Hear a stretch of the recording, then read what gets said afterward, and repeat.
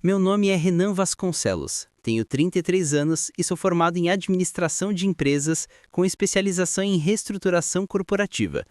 Desde que me entendo por gente, sempre me disseram que o meu papel era apoiar o assessor, o equilibrado, o irmão mais velho que não precisava brilhar para ter valor.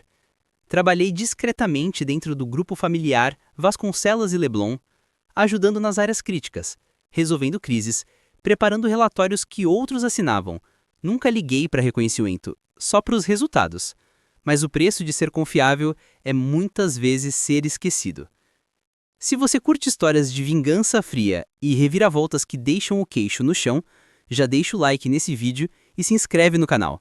Aqui tem história nova e exclusiva todo dia, cada uma mais forte que a anterior. Cresci em Leblon, Rio de Janeiro, e aprendi cedo que ser um Vasconcelos vinha com expectativas. Meu pai, Ricardo Vasconcelos, transformou a empresa de uma pequena corretora de investimentos numa holding diversificada que vale mais de R$ 1 bilhão hoje. Apartamentos em Ipanema e Jardins, participação em startups de tecnologia, uma rede de hotéis boutique em Florianópolis, Recife e Salvador. O sobrenome Vasconcelos pesava, mas o legado também trazia hierarquia. E na nossa família, a hierarquia nunca foi sobre competição. Era sobre presença. Meu irmão mais novo, Caio, de 30 anos, era tudo o que meus pais queriam num sucessor. Carismático, fotogênico, sempre pronto, com um aperto de mão firme e um sorriso que convence qualquer câmera. Ele ia em jantares de gala no Copacabana Palace, aparecia na capa da Exame e da Veja Rio, dava entrevistas sobre o futuro das empresas familiares. Parecia líder. Eu preferia planilhas à luz dos holofotes.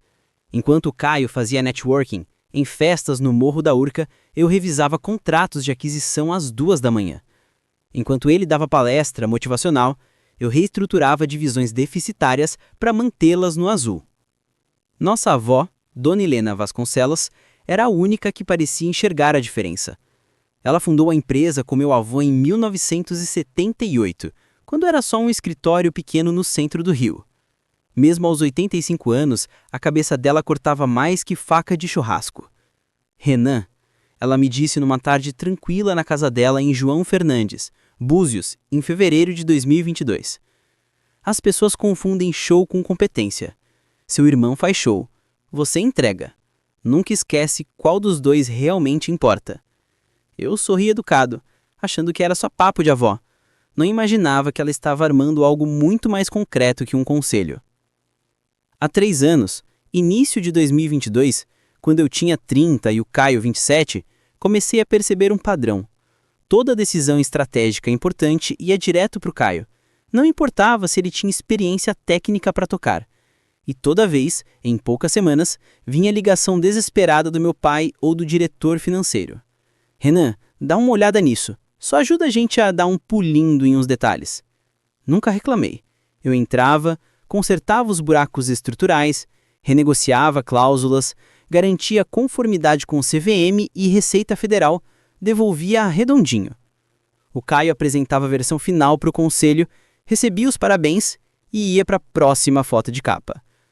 Meu nome raramente aparecia. Quando aparecia, ficava escondido em rodapé como consultoria adicional ou suporte técnico.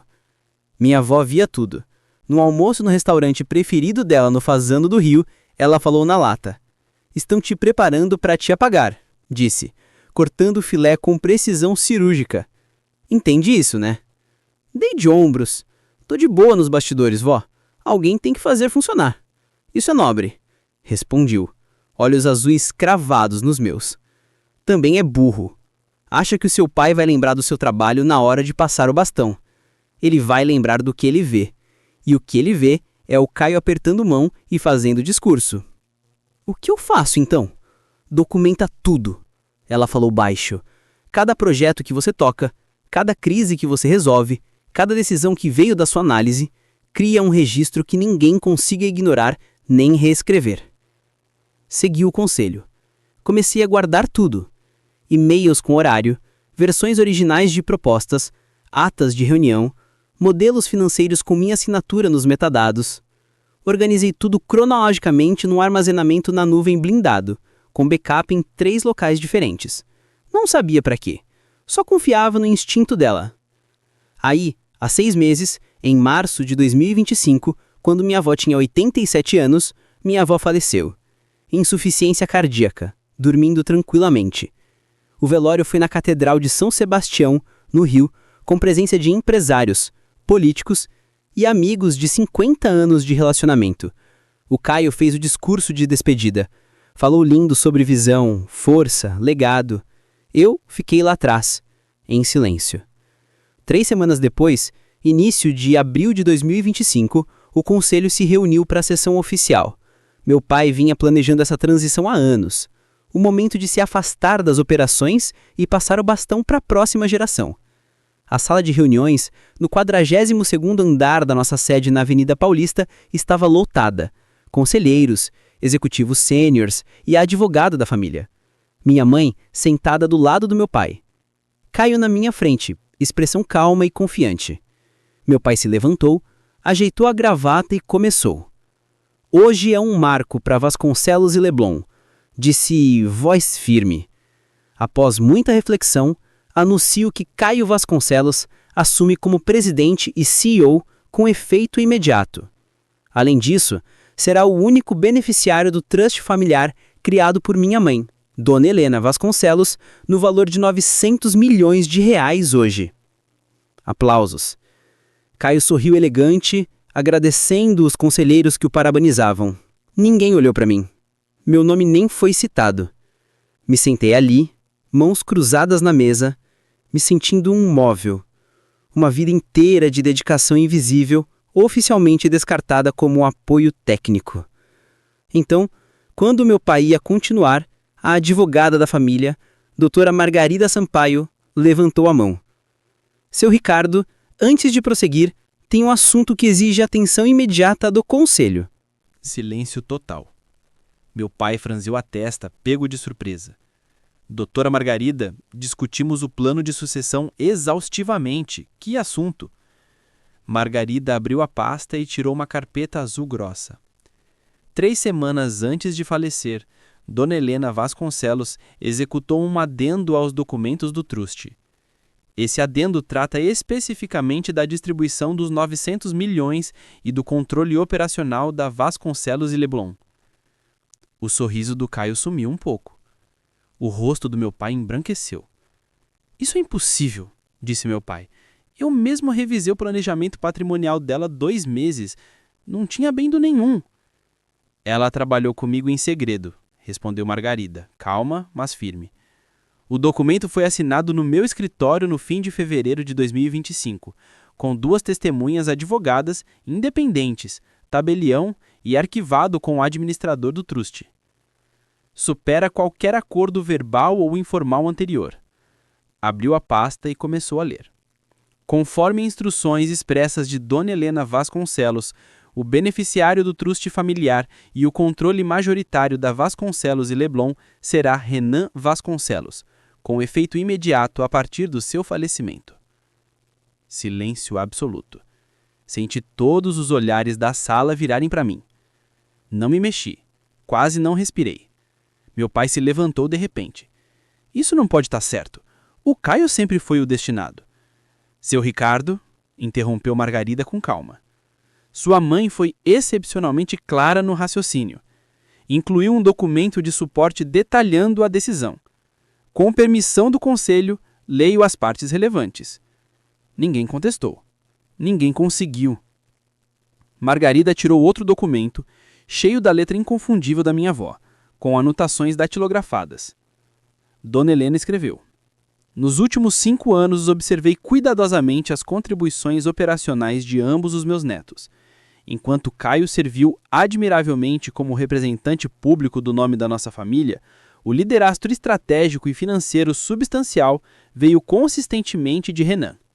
Continuou lendo. E a cada linha eu sentia o clima da sala mudar. Em 2022, quando nosso portfólio comercial em Campinas enfrentou risco de inadimplência por negociação mal conduzida de aluguel, foi Renan quem reestruturou os contratos e garantiu prorrogação, evitando perda de R$ 140 milhões. Caio foi creditado no relatório do conselho. O nome de Renan não apareceu em lugar nenhum. Lembrei daquele projeto. 6 semanas em Campinas, reunião com administradores, renegociação com lojistas, análise de fluxo de caixa. Caio apareceu só para a foto da assinatura final e apertar a mão da imprensa. Em 2023, quando a fusão proposta com o Grupo Logística Atlântico quase desabou por due diligence incompleto, Renan identificou passivos críticos de previdência que nossa avaliação inicial ignorou. Sua intervenção salvou a empresa de assumir 750 milhões de dívidas sem fundo. A fusão foi reestruturada com sucesso. Caio apresentou o negócio final ao conselho. Renan recebeu um e-mail de agradecimento. Margarida continuou. Projeto atrás de projeto. Crise atrás de crise. Mesmo padrão. Eu fazia o trabalho, Caio levava o crédito. Os conselheiros começaram a se mexer desconfortáveis. Alguns olhavam para o chão, outros trocavam olhares entre Caio e eu, como se estivessem nos vendo de verdade pela primeira vez. Meu pai tentou interromper. Minha mãe era idosa, pode não ter entendido completamente. Seu Ricardo, cortou Margarida séria. Sua mãe tinha 87 anos e estava mais lúcida que a maioria com metade da idade. Passou 6 meses compilando essa documentação. Revisou relatórios financeiros, e-mails, atas de reunião e arquivos de projeto. Cada afirmação nesse documento tem prova. Mostrou a pasta no alto. Tinha uns 8 centímetros de espessura.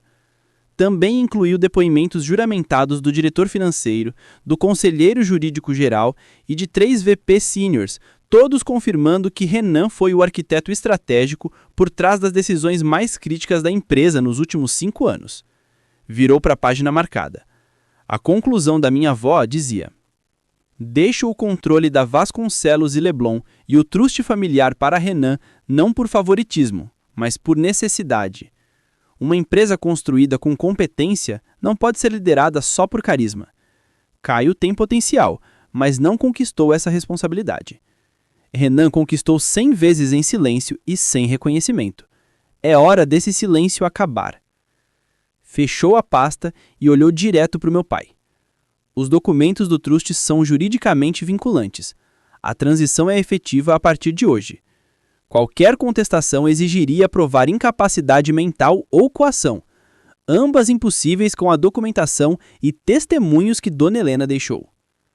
Meu pai sentou pesado, parecia ter envelhecido 10 anos em segundos. Caio não falou nada, só olhou para a mesa, mandíbula tensa. Um dos conselheiros, Thomas Whitefield, investidor veterano que conhecia minha avó há 30 anos, falou: Ricardo, acho que todos precisamos reconhecer o que está na nossa frente. Helena não tomava decisão por impulso. Se ela foi a esse extremo, devemos à memória dela respeitar o julgamento. Outro conselheiro assentiu, depois outro. Meu pai me olhou pela primeira vez desde o início da reunião. Expressão complicada, choque, confusão, talvez vergonha. Renan, disse baixo, você sabia disso? Não, respondi honesto. Não fazia ideia. Era verdade, minha avó nunca tinha me contado do adendo, só tinha mandado documentar tudo. Ela preparou tudo em silêncio, do jeito que me ensinou a trabalhar. Margarida me entregou uma cópia dos documentos. Senhor Vasconcelos, a partir deste momento, o senhor tem controle majoritário da Vasconcelos e Leblon e acesso total ao truste familiar. O conselho precisa reconhecer formalmente a transição, mas legalmente a autoridade é sua. Olhei para o documento. Meu nome é escrito clarinho no topo. Beneficiário, controlador. Por 33 anos me disseram que meu papel era apoiar, ficar no fundo, deixar os outros brilharem. E agora, com um único documento, minha avó reescreveu toda a narrativa. Levantei o olhar para o conselho. Aceito a responsabilidade e pretendo liderar essa empresa do mesmo jeito que sempre trabalhei, com precisão, responsabilidade e resultados. Thomas Whitefield sorriu um pouco. É exatamente o que Helena gostaria de ouvir. A reunião acabou logo depois. Tinha trâmite para resolver, papelada, comunicados, mas a decisão era final. Quando todo mundo saía, Caio veio falar comigo. Rosto neutro, mas dava para ver a tensão nos ombros. Parabéns, disse voz meio sem graça. Caio, Não, sério. A avó tomou a decisão dela. Acho que eu sempre pensei... sei lá o que pensei. Se afastou antes que eu respondesse. Meu pai ficou perto da porta. Parecia querer falar, mas não achava as palavras. No fim, só fez um aceno e saiu. Fiquei sozinho na sala de reuniões, segurando o papel que mudou tudo. A primeira semana depois do anúncio foi caos, mas caos controlado, do tipo que eu passei anos aprendendo a dominar. A notícia correu rápido na nossa indústria. A imprensa de negócios pegou em 48 horas. Herdeiro aparente dos Vasconcelos é substituído em decisão surpresa de Trust, dizia a capa da Exame. Vários jornalistas pediram entrevista, recusei todos. Não tinha interesse em explicar nem justificar. A documentação falava por si. Minha primeira ação como acionista controlador foi convocar reunião com o time executivo sênior. Não o conselho, não meu pai, só quem realmente toca o dia a dia. Reunimos na sala menor do 38º andar, sem apresentação formal, só papo reto. Não vim para quebrar nada, falei, mas vim para trazer clareza. A partir de agora, as decisões vão ser tomadas com base em dados, alinhamento estratégico e resultados mensuráveis, não política, relação ou aparência. Jéssica Rodrigues, nossa CFO, falou primeiro. Renan, falo por todos aqui quando digo que estamos aliviados. A gente via trabalho competente sendo creditado para a pessoa errada há anos. Era frustrante pra caramba. Outros assentiram.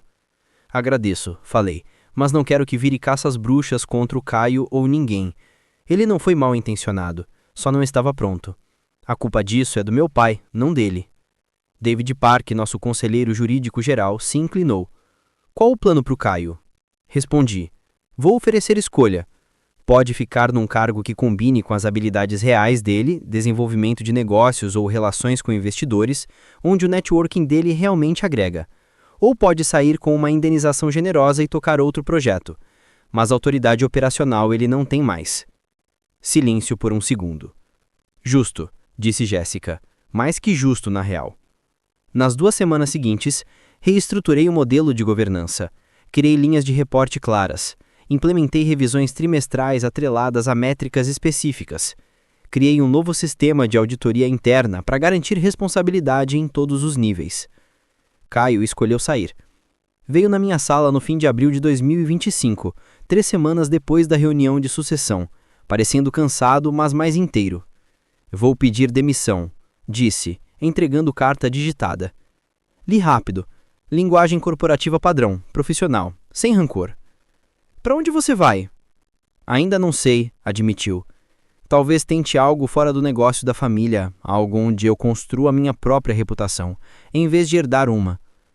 Assenti. Acho inteligente. Ele hesitou, depois falou. Desculpa, Renan, por pegar crédito, por não ver o que você fazia. Sério, eu não percebia. Eu sei, cortei suave. Você acreditou no que todo mundo te falou. Não é 100% culpa sua. Mesmo assim, você merecia mais. Depois que ele saiu, fiquei pensando no que minha avó escreveu.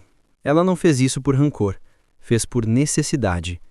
Entendeu que competência sem reconhecimento vira invisível, e competência invisível não lidera. O trust de 900 milhões me deu opções que nunca tive. Podia ter gastado comigo mesmo, cobertura em Ipanema, casa de veraneio em Trancoso, o tipo de ostentação que nosso círculo espera. Em vez disso, criei a Fundação Helena Vasconcelos. Missão simples: identificar e apoiar profissionais de nível médio em empresas familiares e corporações que entregam competência excepcional, mas não têm reconhecimento nem chance de subir por causa de política interna. Oferecemos coaching executivo, programas de liderança e apoio financeiro direto para quem quer empreender. Também damos suporte jurídico para quem sofre roubo de crédito ou marginalização sistemática. Contratei a doutora Margarida Sampaio para o conselho da fundação. Ela entendia melhor que ninguém por que isso importava. Sua avó ia estar orgulhosa. Ela me disse na primeira reunião do conselho da fundação nas nossas salas em Recife, em junho de 2025. Ela sempre dizia que as pessoas mais quietas da sala são as que seguram tudo no lugar. A fundação foi lançada em julho de 2025, 4 meses depois que assumiu o controle da Vasconcelos e Leblon. Financiamos a primeira turma com 20 profissionais de finanças, manufatura e saúde.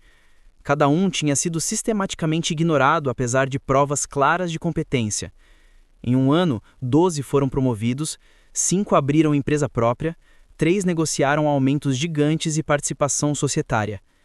Enquanto isso, a Vasconcelos e Leblon se estabilizou sob meu comando. Não fiz mudanças drásticas, só formalizei o trabalho que já fazia anos. Expandimos o portfólio imobiliário comercial para o Nordeste e Sul. Vendemos hotéis deficitários e reinvestimos em boutiques de luxo com margem maior. Receita subiu 17% no primeiro ano. Margem operacional melhorou 8%. Retenção de funcionários bateu recorde de 5 anos. O conselho notou. Thomas Whitfield me puxou depois de uma revisão trimestral. Você fez em 12 meses o que a gente esperava em 3 anos. Sua avó sabia exatamente o que estava fazendo. Eu sei, falei. É difícil enxergar além das expectativas, principalmente com o filho. Sua avó enxergava, continuou. Tentou me falar várias vezes. Achei que era só sentimentalismo. Ela estava sendo precisa, corrigi suave. Isso é diferente. Ele assentiu devagar. Você está fazendo o bem com a empresa. Melhor que eu fiz, sério. Não foi reconciliação total, mas foi alguma coisa. Suficiente. Caio, enquanto isso, se mudou para Florianópolis, entrou num programa de aceleração de startups e está ajudando fundadores com pitch e captação. Pelo que eu ouvi de amigos em comum, ele é bom nisso. Encontrou um papel que combina com as forças reais dele. Me mandou e-mail no primeiro aniversário da fundação, julho de 2026. Vi a matéria na Exame sobre a Fundação Helena. É exatamente o tipo de coisa que a avó ia amar. Orgulhoso de você, irmão. Respondi. Obrigado. Você tá mandando bem em Floripa. Continua assim. Não foi caloroso, mas também não foi hostil. Talvez nunca sejamos super próximos, mas não precisamos ser inimigos. Olhando para trás agora, de setembro de 2025, percebo que o presente da minha avó não foi só o dinheiro ou a empresa, foi validação. Ela me deu prova documentada e inegável de que meu trabalho tinha valor, que eu tinha valor. Por anos aceitei a invisibilidade como preço de ser competente. Me disse que não importava, contanto que o trabalho fosse feito, mas importava sim. Reconhecimento importa, não por ego, por sustentabilidade.